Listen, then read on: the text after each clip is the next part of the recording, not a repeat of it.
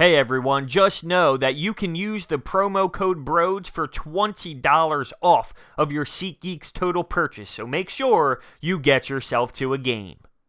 The Flyers have actually put together a nice couple of wins since their 4-game losing skid was snapped. They go into Chicago, they win 4-1, they dominated the game, they controlled the game without a doubt, and Brian Elliot in between the pipes. Once again, he puts on a performance that's fantastic, and Alain Vigneault is continuing to go with the hotter goaltender. Carter Hart, he's the future. We all know it. He had a couple of tough outings his last 2 starts. Brian Elliot is the complete opposite. He's older, he's a veteran, he's experienced, and he's keeping this team clearly involved in games, and he's playing at a really great level, and I feel like the team is almost sparked by him, the backup goalie effect, right? The team is playing at another level because of how great Brian Elliot is playing, and that can't go unnoticed. It's his job to lose at this very moment. If he continues to keep it up, he's going to continue to be in between the pipes without a doubt. So let's talk about how this game played out. First, to get the boys going, Joel Farabee gets his first point of his NHL career. Or does he? He made a fantastic play. He came down the wall, stopped, cut to the middle. Kevin Hayes is driving hard to the net. Joel Farabee puts it tape to tape. Kevin Hayes redirects it. 1-0 Flyers. But review says offsides. So Joel Farabee thinks he has his first NHL point. He's all excited. He's fired up. They keep the puck. But the Blackhawks end up challenging the play, and it gets overturned. How disappointing. But the Flyers do score on a 2-on-1 in that period. Travis Konechny, Oscar Lindblom, this 2-on-1, beautiful puck movement. Oscar Lindblom scores again. He continues to put the puck behind the net, and Travis Konechny continues to get points. It was great execution. What makes it taste even sweeter? Patrick Kane and the Blackhawks had a chance on the other end on a 2-on-1. A little bit too much sauce, didn't get good execution, and they barely even got a scoring chance off the 2-on-1. The Flyers go down right after that, and boom, take the lead.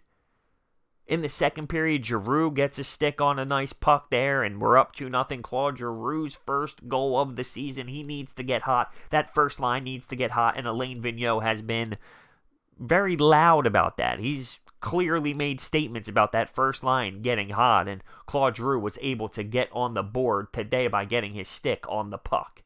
So 2-0 going into the third, and first minute of the third period, a mental lapse by the defense. Saad gets behind them, and he scores on a breakaway.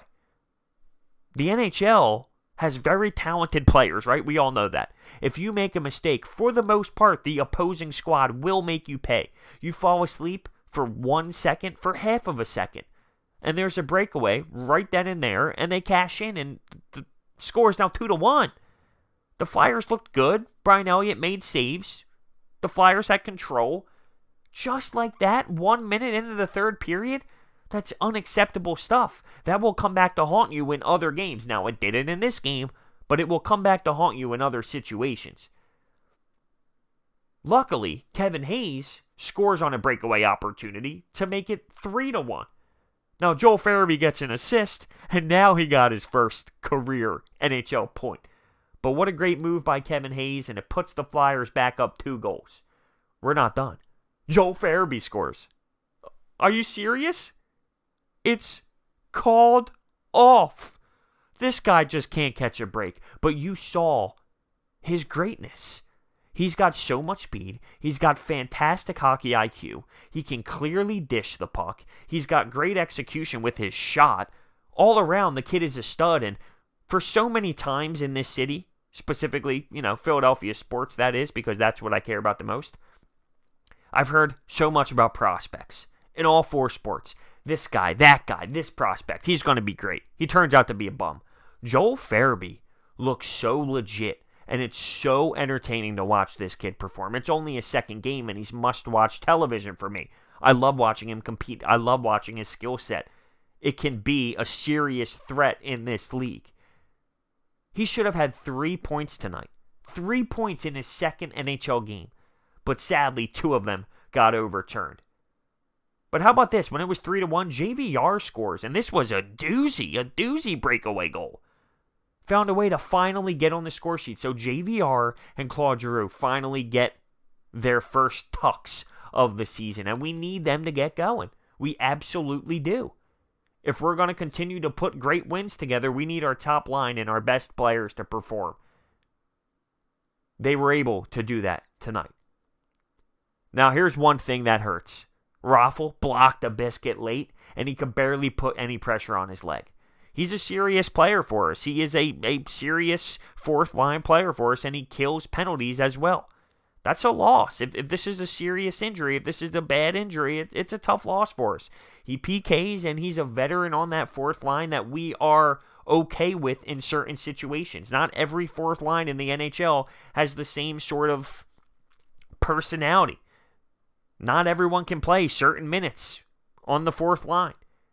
You need to have trust from your coach. Raffl was one of those players. AV trusts Raffl to be out there in certain situations.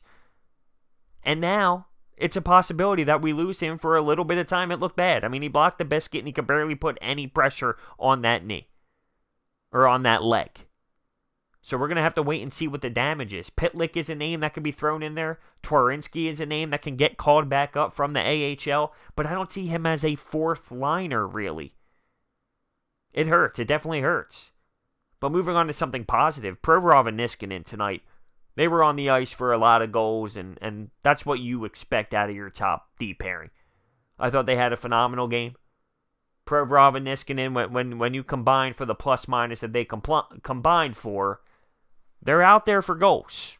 That's what you look at as defensemen. Plus-minus is a big-time stat for the D-men, and they were clearly good in that category on the ice. Blue Jackets next. The Blue Jackets are next. Let's see if we can continue to play this good of hockey, because the way we played the last two games reminded me of the way we played the first two games. We were in control. We had a good forecheck. We were playing smart hockey. We were putting the pucks in great positions. We were actually creating offensive chances. It wasn't just boring play and throwing 50 shots on net, but from the outside. There was structure involved with entering the zone and finding rhythm and getting good puck movement and grade A scoring chances. Pretty solid in the D zone. Yeah, there were times where the Blackhawks had a little bit of a push or they had a little surge and they had chances. That's hockey. That's going to happen. But Brian Elliott made some saves and the defense found ways to get the pucks out of the areas where the Blackhawks have a lot of threats. So all around, listen, I'm very, very pleased with the way that they have bounced back since that 4-game losing skid, because there was a time where we all thought same old Flyers, because that 4-game losing skid was very brutal. They were finding ways to throw a lot of pucks on net, but they weren't really executing, and that Calgary loss was a little bleh. And then they had that Edmonton loss, which was really bad and pathetic, and they kind of got blown out in Edmonton. It got kind of ugly, but they have responded. They didn't give up on the coach or anything. I believe AV is a voice in the locker room that they really needed. They needed someone new. That Dave Haxtell thing wasn't working. Alain Vigneault knows what he's doing. He is very respected, and he has this personality where he won't take your shit. Like, if you're not going to compete, if you're not going to give it your all, you're not going to play. He even did that to Jake Voracek at one point so far this season. He wasn't performing. He was being a little lazy. He sat him down in the third period. So Alain Vigneault isn't going to take the garbage from these players, and that lights a spark under their ass. They know they need to work so hard or they will not play.